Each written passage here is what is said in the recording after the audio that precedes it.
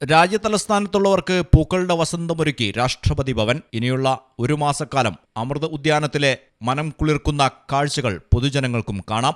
പൂക്കളുടെ ഭംഗിക്കൊപ്പം വിനോദവും വിജ്ഞാനവും പങ്കുവെക്കുന്നുണ്ട് ഉദ്യാനം. 15 ഏക്കറിൽ പരന്നു കിടക്കുന്ന വിശാലമായ ഉദ്യാനം. വൈവിധ്യം നിറഞ്ഞ മരങ്ങളും ചെടികളും ഔഷധ സസ്യങ്ങളും. അതിനിടയിലൂടെ യഥേഷ്ടം സഞ്ചരിക്കുന്ന മയിലുകൾ.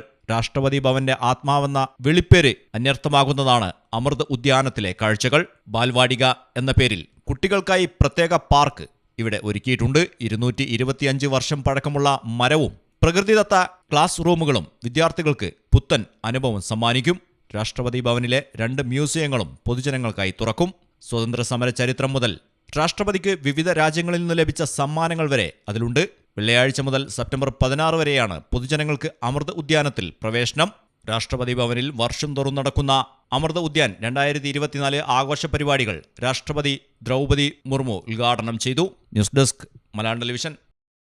കരിയറിൽ ഏറ്റവും എളുപ്പത്തിൽ ജോലി നേടാവുന്നതും കുറഞ്ഞ ചെലവിൽ പഠിക്കാവുന്നതുമായൊരു കോഴ്സാണോ നിങ്ങൾ അന്വേഷിക്കുന്നത്?